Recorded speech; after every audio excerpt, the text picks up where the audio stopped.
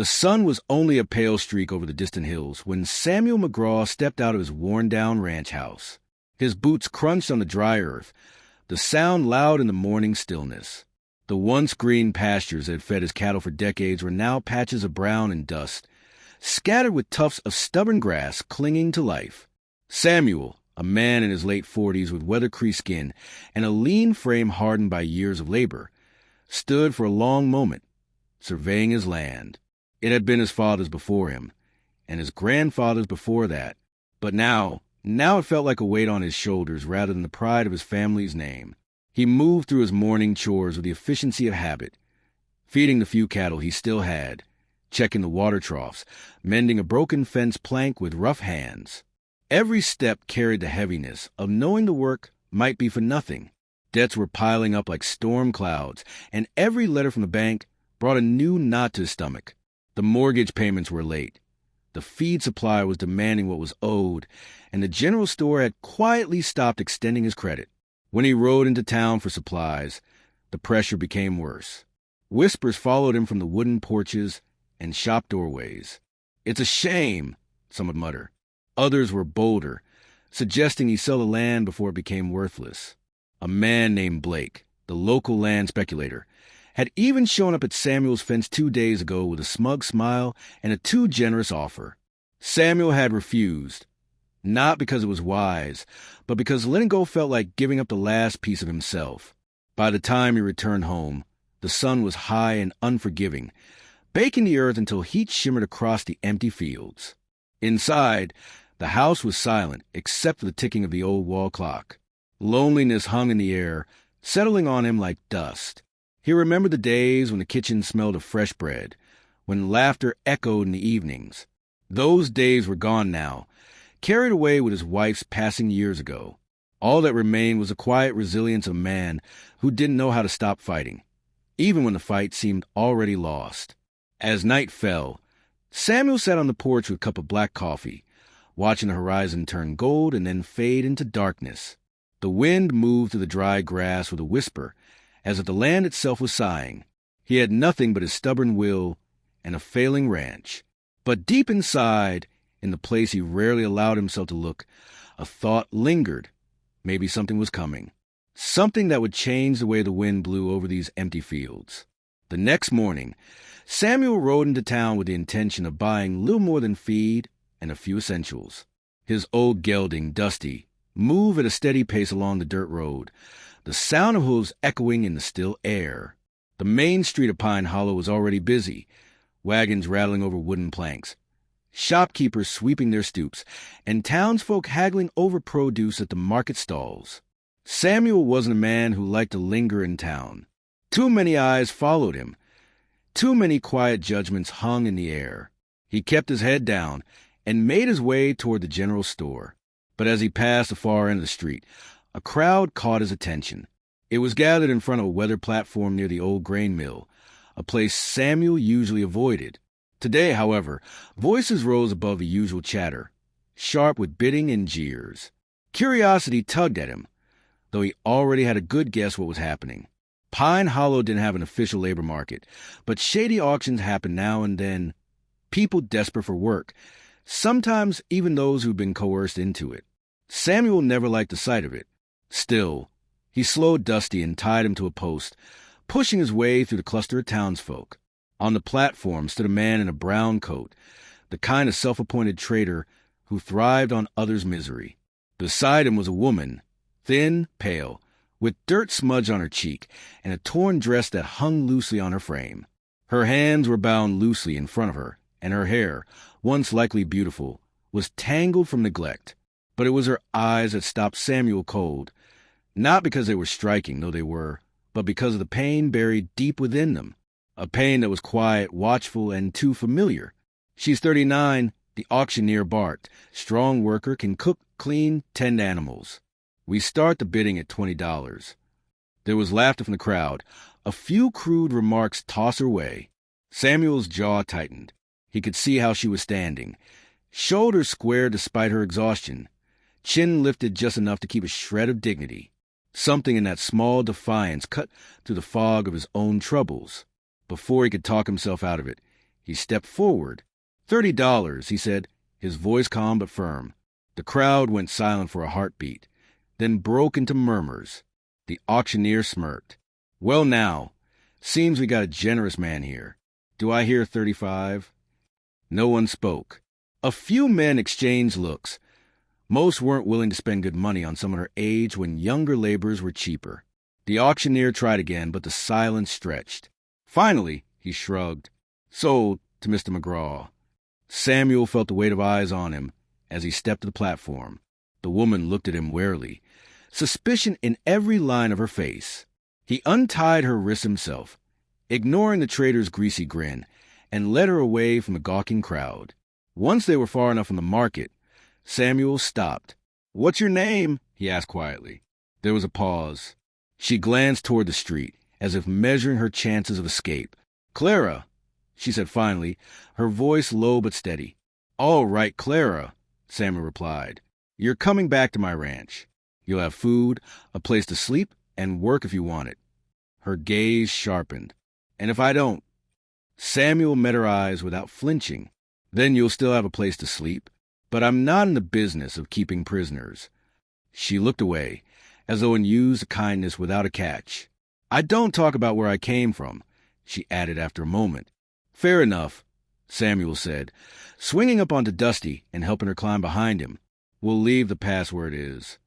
As they rode out of town, the wind carried the sound of gossip, chasing them down the road. Samuel ignored it, but he could feel the tension in Clara's hands where they gripped his coat. He didn't know what he'd just brought into his life, only that something about the way she stood on that platform had made it impossible for him to walk away.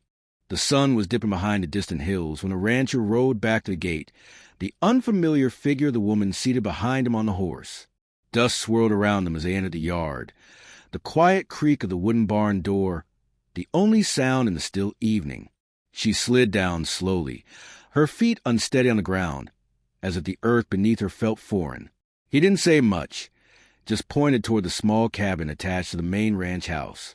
It's yours for now, he muttered, before turning away to tend to the horses. Inside the cabin, the air smelled faintly of pine and dust. A single bed sat against the far wall, a quilt folded neatly at the edge. There was a small table with a lantern, a pitcher of water, and a loaf of bread wrapped in cloth. She stood in the doorway for a moment, clutching the strap of her worn satchel, unsure she should thank him or remain silent. Her voice had been in use for so long that the words caught in her throat. Instead, she nodded slightly, her eyes darting around the room, taking in every detail. That night, they shared a quiet supper in the main house. He had set out 2 bowls of stew, but there was no conversation. The only sounds were the soft clink of spoons and the occasional crackle from the fireplace. The rancher kept his gaze low, eating quickly, as though afraid of lingering in her company. She, in turn, kept her hands folded tightly in her lap when she wasn't holding her spoon, her posture tense. There was a wall between them, one built of caution, pride, and the heavy weight of untold stories. The next morning, he rose before dawn, his boots thudding softly on the wooden floor as he moved about the kitchen. She woke to the faint sound of a coffee pot hissing and the distant calls of cattle. When she peeked outside, she saw him already at work, mending a fence by the pasture. His movements were steady and methodical, but his face looked older in the morning light, worn, weathered, carrying the strain of years of struggle. By midday, she wandered out, clutching her shawl tightly around her shoulders. He glanced at her but said nothing, only giving a short nod toward the barn. The unspoken message was clear. She was welcome to watch, but not expected to work. Yet as the hours passed, she began to move quietly through the ranch yard, fetching a bucket of water from the well, stacking wood by the porch, and brushing down one of the horses when he wasn't looking. She moved carefully, as if testing how far she could step into his world without crossing a line. At dinner that night, he noticed the woodpile by the door and the freshly swept porch. He didn't ask about it, but his eyes lingered on her for a moment longer than usual. She kept her gaze down, unsure if his silence meant disapproval or quiet gratitude. There was no smile, no thank you. But there was something different in the way he placed her bowl of stew in front of her, a subtle gentleness in the gesture. Over the next few days, a pattern began to form. She rose early, sometimes before him, and found small ways to help, washing the dishes, tidying the cabin, or feeding the chickens. They still barely spoke, but the air between them began to shift. It wasn't warmth yet, but it was no longer pure frost. She caught him watching her once, a thoughtful look in his eyes, but he quickly turned away, burying himself in his work. Even in the quiet, there was an unspoken understanding growing. She was no longer just a stranger in his house. She was becoming a presence in his life, whether either of them admitted it or not. The afternoon sun filtered weakly through the dusty windows of the ranch house, bathing the wooden floor in a pale gold glow. She sat by the small table, fingers absently tracing the rim of her mug, eyes far away. The rancher had seen that look before, like someone watching ghosts walk across the room. Her shoulders were tense, the faint tremble in her hands betraying the calm mask she tried to wear. He didn't press her. He just poured her another cup of coffee and went back to fixing a loose hinge on the cabinet. In her mind, the quiet of the ranch blurred into the suffocating noise of her past. She remembered the stench of sweat and smoke, the harsh bark of orders, and the way the world had shrunk to four walls and chains of labor. The faces that had owned her time and her freedom had never softened. Their voices still echoed in her dreams. She could still feel the weight of cold nights where she'd hidden scraps of bread, the sting of ridicule when she dared to speak, the hopelessness that seeped into her bones until she forgot what kindness looked like. The sound of a tool clinking on the table brought her back. She glanced at him, the rancher, kneeling on the floor, holding a small, broken wooden trinket she carried in her bag since she arrived. It was nothing special to anyone else, just a carved bird missing a wing, but it was the only thing she had kept from a better time. He didn't ask why it mattered. He simply took it in his callous hands and began repairing it with a quiet patience that made her throat tighten. She watched as he glued the wing back, his brows furrowed in concentration, his movements deliberate and careful. When he handed it back, whole again, she could only stare. "Thank you," she whispered, the words almost foreign on her tongue. He shrugged like it was nothing, but she caught the faintest ghost of a smile before he stood and returned to his work. For a long moment, the silence between them wasn't awkward. It was warm. That evening, they sat on the porch as the sun dipped below the horizon, the air cool and smelling faintly of sage. She found herself speaking, not about the worst of it, but about small, harmless pieces of her past, where she'd once seen the ocean, the taste of her mother's bread, the songs she used to hum as a girl. He listened, really listened, without judgment or pity. In return, he told her about the land, how it had been in his family for generations, and how hard it was to keep it alive. There was no promise in their words, no sudden shift, but in the quiet exchange, something fragile began to take root. That night, as she lay in the small room he'd given her, she held the mended bird in her palm. The glue was still fresh, the wing still fragile, but it was whole. And for the first time in years, she thought maybe she could be, too. The wind carried whispers of trouble. In the nearby settlements, rumors spread like wildfire about a group of ruthless bandits raiding ranches and farms. They moved like shadows, striking without warning, leaving behind only fear and loss. Out on the edge of town, the rancher heard these stories from a trader who stopped by to deliver supplies. His jaw tightened, and his eyes scanned the horizon as if he could already see trouble coming. Life had never been easy on the frontier, but this was different. This was danger that could wipe out everything he had fought to keep. That evening, he walked the length of his fence lines, checking every post and wire, making mental notes of weak spots that needed reinforcing. The woman watched him from the porch, the sunset casting long golden rays across the land. She could tell by the way his shoulders were set, and his pace was steady that he was preparing for something. When he came back, he didn't speak right away. He simply set his gloves on the railing and looked at her with quiet intensity. "If trouble comes, you stay inside. Don't argue with me on this." His voice wasn't harsh, but it carried a weight she couldn't ignore. Over the next few days, the ranch became a fortress of sorts. He stored extra water, moved the livestock closer to the barn at night, and kept his rifle within arm's reach. The woman found herself watching him work with a mix of admiration and unease. She wasn't used to anyone caring about her safety. Most of her past had been about surviving alone. Yet here was this man, who barely knew her, going out of his way to make sure she was protected. It was strange and unfamiliar, and it made her chest feel tight in ways she didn't quite understand. One afternoon, while she was in the barn helping stack hay, she heard him call her name sharply.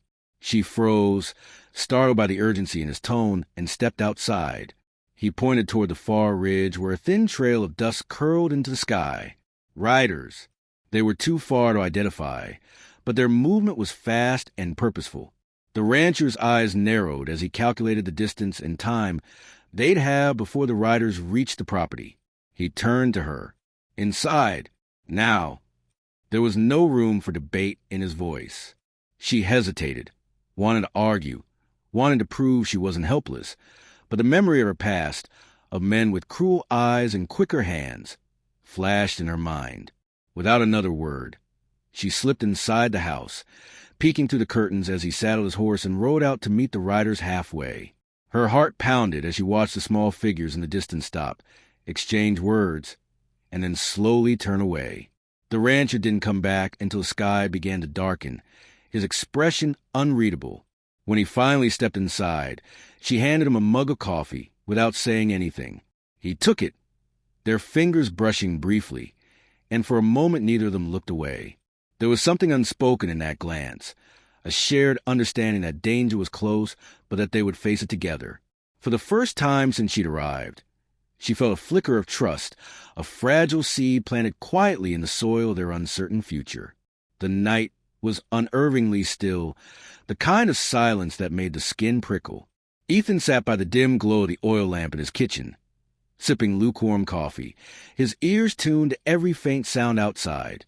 The rumors of bandits in the area had already put him on edge, but tonight, the tension felt heavier, as though the air itself knew something was about to happen. Out beyond the ranch house, the wind rustled through the dry grass, carrying whispers that didn't belong to the night. From the corner of his eye, he saw movement. Shadows flitting along the fence line, too deliberate to be the work of the wind. His jaw tightened. Bandits. They were here. He rose silently, pushing the chair back with the faintest scrape, and moved toward the window. In the pale moonlight, dark figures crouched low, scanning the land, their eyes reflecting like feral predators. He could feel his heartbeat pounding in his chest, but his hand remained steady on the rifle leaning against the wall. He didn't want to fight, not tonight, not with her under his roof. For several long minutes, he kept watch, muscles coiled, waiting for the inevitable. Then, as silently as they had come, the intruders melted back into the darkness. The fence creaked once, then all was still again. Upstairs, Anna had been awake the whole time. She had heard the faint crunch of boots on dirt, the metallic jingle of spurs, and the low, guttural laughter carried on the wind. Her breath had come faster, shallow and uneven, memories clawing their way back from years she had tried so hard to bury. She slipped out of bed and stood in the shadows, clutching the shawl tighter around her shoulders. The urge to run, to hide, to vanish entirely was overwhelming, but she had nowhere to go. Not anymore. When Ethan stepped inside, closing the door with deliberate calm, he found her standing at the bottom of the stairs, eyes wide and trembling. "They're gone," he said quietly, his voice low but firm. "You're safe now." She shook her head, her lips parting as though to speak, but no words came. He moved toward her, careful not to startle her, and placed a reassuring hand on her shoulder. "They won't hurt you, not while you're here." That was all it took for the dam to break. She sank into the nearest chair, her breath hitching in ragged sobs, the kind that came from years of carrying too much. "You don't understand," she whispered. Her voice trembled, but there was still underneath the need to finally be heard. Ethan didn't press her. He simply poured her a glass of water, setting it in front of her before taking the seat opposite. The lamp cast a warm circle of light around them, the rest of the room fading into comforting shadow. "My name," she began, then stopped, biting her lip. For weeks she had given him only Anna, never explaining more. Now, the truth weighed too heavy to hide. "My full name is Anna Calloway. I was taken from my family when I was 15. sold from place to place. Treated like... She swallowed hard, unable to finish. Her eyes glistened, and she stared down at her hands as if ashamed of the scars that mapped her skin. She told him of long nights locked in barns, of the cruel hands that dictated her every move, of the years she thought no one would ever come for her. Ethan listened without a single interruption. He didn't ask questions, didn't offer hollow pity. He simply sat there, steady as stone, letting her words spill out in their jagged, uneven flow. When she finally stopped, her voice hoarse and her shoulders slumped, he reached across the table and covered her hand with his. "No one," he said softly, "will ever own you again."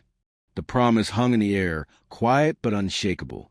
In that moment, Ethan made a vow, not the kind shouted over gunfire or sworn in a saloon, but the silent, unyielding promise of a man who knew the value of keeping his word. Whatever storms came, whatever dangers lurked on the horizon, Anna would be safe here. And for the first time in years, she believed it. The storm rolled in without warning, the sky turning a deep, bruised gray as winds howled to the open plains. Rain lashed against the wooden walls of the ranch house, and thunder cracked so loud it felt like the earth trembled. The rancher secured the last of the shutters before rushing inside, dripping with rain. She was already there, standing by the fireplace, her eyes wide with unease at the storm's fury. The air was tense, not with fear alone, but with the awareness that they were alone together, the rest of the world shut out by the storm's roar. As the night deepened, the wind screamed to the rafters, and the rain hammered relentlessly. They sat in the small kitchen, the lamplight casting flickering shadows across their faces. Silence stretched between them until the rancher spoke, his voice low and uncertain. He told her the wife he had lost, how sickness had stolen her away and left him hollow inside. Every word felt like it was pulled from an old wound, one he'd tried to bury under years of work in solitude. She listened without interrupting, her gaze soft and steady, as if holding the pieces of his heart in her hands.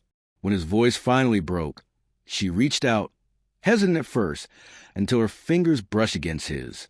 Something in her touch was both fragile and unyielding, as though she knew what it meant to carry pain for too long.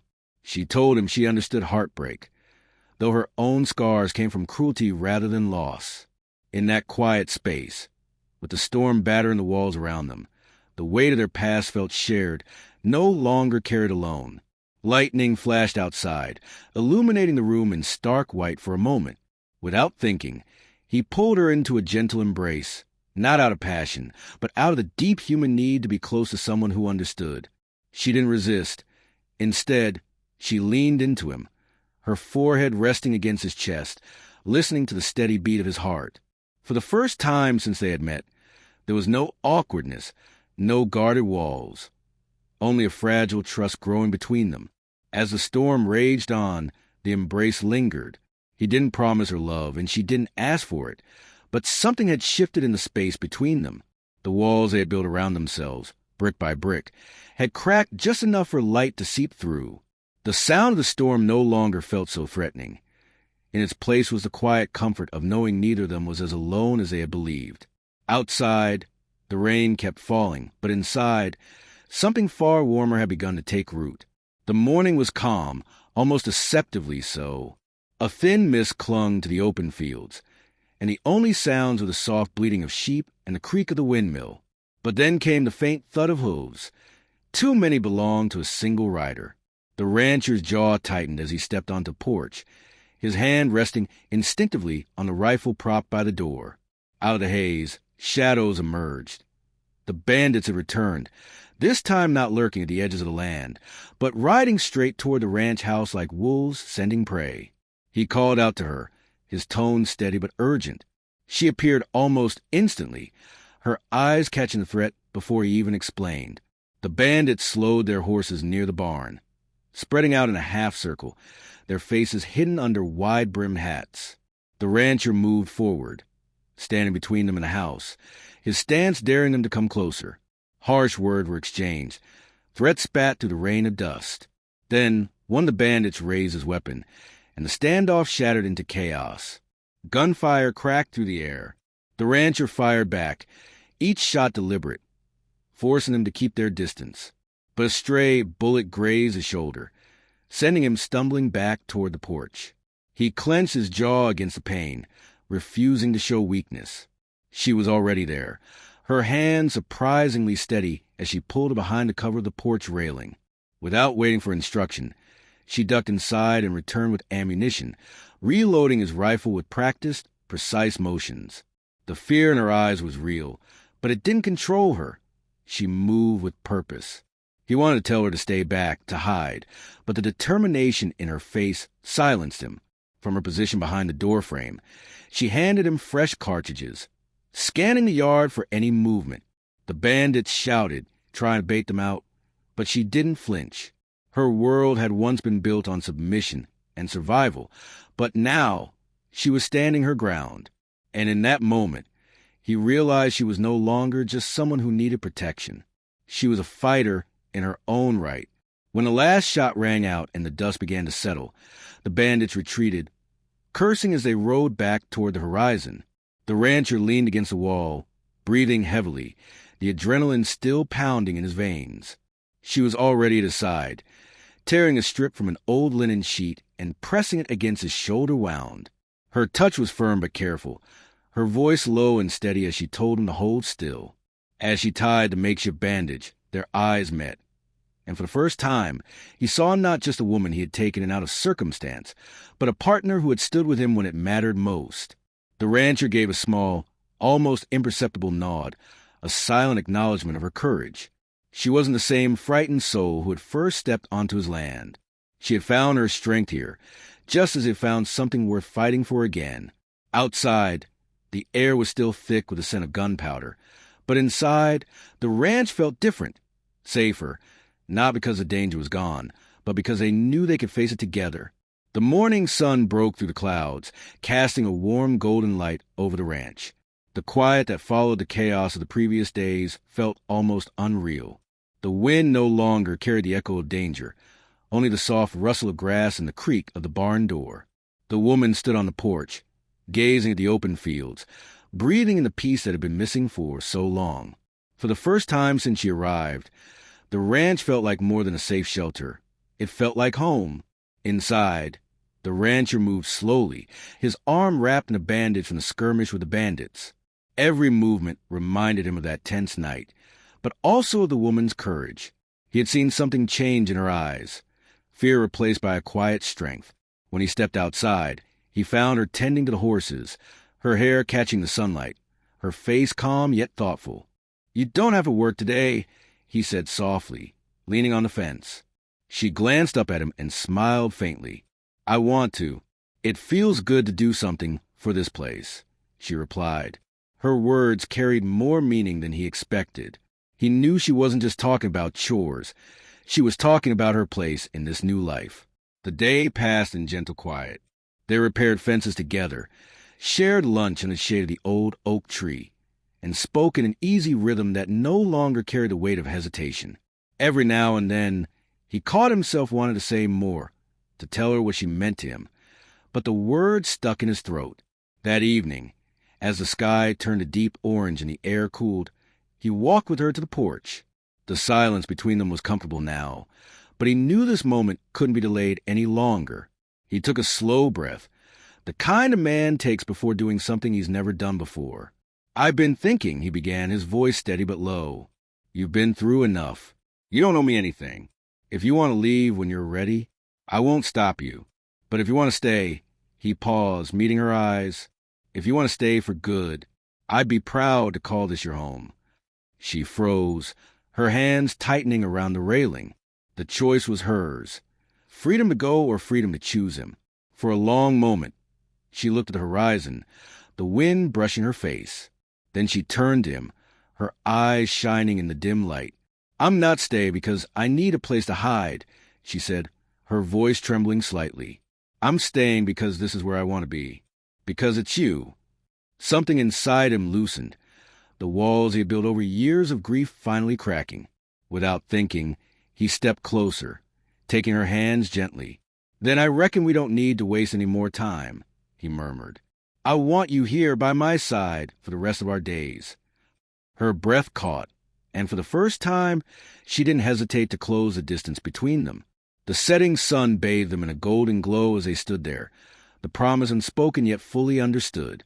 That night, the ranch felt warmer than it ever had. The air still carried the scent of rain from days before, but inside the house, there was only the steady heartbeat of something new, something that had taken root in the middle of hardship and grown into something unshakable. They didn't speak of the future in long, complicated plans. Instead, they sat by the fire, sharing quiet smiles and the occasional touch of a hand. Outside, the land stretched endlessly beneath the stars, a land that had seen loss, danger, and now love. For the first time in a long time, both of them knew they weren't alone anymore. The morning sun spilled its golden light across the endless plains, painting the horizon in shades of amber and rose. The storm of the past, both in the sky and in their lives, had finally passed. The air was crisp, the scent of wild sage carried gently by the breeze. Side by side, they rode on horseback, the steady rhythm of hooves a quiet song of peace. The rancher's rough, callous hand reached across, his fingers wrapping around hers. She didn't pull away. Instead, her fingers tightened slightly, the smallest of gestures, yet filled with a warmth that spoke louder than words. They moved in comfortable silence, the wind weaving through their hair, carrying away the shadows that had haunted them for so long. The woman glanced at him, her soft smile blooming like the wildflowers scattered across the prairie. It wasn't the smile of someone rescued, nor the gratitude of someone indebted. It was a smile of a partner, an equal, a love that had grown from shared battles and quiet moments. The rancher looked ahead, his jaw relaxed for the first time in years, a glimmer of hope in his eyes that matched the glow of the morning. In that vast openness, with no fences to hold them back, they rode towards something neither had dared to dream of before, a life not defined by loss or fear, but by the promise of each other. The past had left its marks, but it also led them here, to this moment, where the future stretched wide and open like the land they called home. With each stride of their horses, they stepped further into that future, hand in hand, hearts steady, ready for whatever lay ahead. Together, they rode into a new dawn,